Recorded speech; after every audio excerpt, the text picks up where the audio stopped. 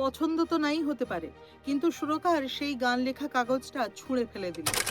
যে গীতিকার আর সুরকারের কথা এখানে বলছি, তাদের মধ্যে একটা ভীষণ স্পর্শকাতর মান অভিমানের সম্পর্ক ছিল। উত্তম কুমার ও সুচিত্রা সেন অভিনীত এই সিনেমাটি মুক্তি পেয়েছিল 1955 সালের 1 ডিসেম্বর। আর কি ছিল সেই সুপারহিট গান?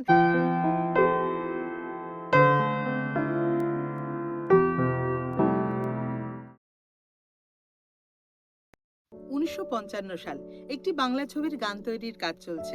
একদিন একটি গান লিখে নিয়ে এলেন গীতিকার, সুরকারকে দিলেন সেই গান।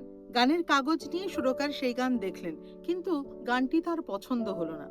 পছন্দ তো নাই হতে পারে, কিন্তু সুরকার সেই গান লেখা কাগজটা ছুঁড়ে ফেলে দিলেন। এটা নাকি কোনো লেখাই হয়নি। এর ফলে প্রচন্ড অপমানিত বোধ করলেন গীতিকার।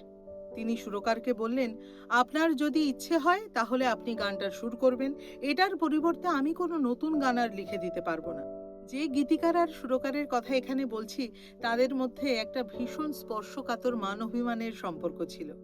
সেই সুবিখ্যাত সুরকার সম্পর্কে অনেকেই একটা কথা তখন বলতেন, ওনার বাইরেটা ভীষণ কঠিন হলেও ভিতরটা ছিল ভীষণ নরম। যাই হোক, সেদিন তো ওই ঘটনার পর গীতিকার তো চলে গেলেন। গীতিকার চলে যাওয়ার পর সেই ফেলে দেওয়া কাগজ তুলে সুরকার আবার গানটা পড়লেন। এবার তার মনে হলো গানটা তো মোটেও খারাপ নয়।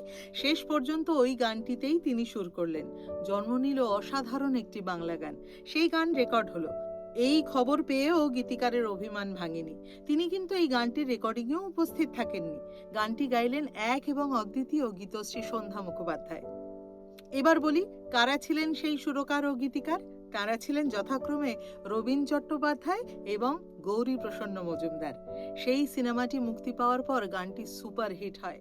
রবীন চট্টোপাধ্যায় তারপর গৌরীবাবুকে বললেন, আমি তো তোর ভালোর জন্যই বকি, তুই আমাকে ভুল বুঝিস। যে সিনেমায় এই গানটি ছিল, সেই সিনেমার নাম ছিল সবার উপরে। উত্তম কুমার ও সুচিত্রা সেন অভিনীত এই সিনেমাটি মুক্তি পেয়েছিল 1955 সালের 1 ডিসেম্বর। আর কি ছিল সেই সুপারহিট গান, যেটা দেখে প্রথমে ছুঁড়ে ফেলে দিয়েছিলেন রবীন চট্টোপাধ্যায়? সেই বিখ্যাত গানটি হলো, জানি না ফুরাবে কবে এই পথচার, ছলো ছলো আঁখি মোর জল ভরা মেঘে যেন ছায়া, জানি না ফুরাবে কবে এই পথচার। আজকের কাহিনী তাহলে এখানেই শেষ।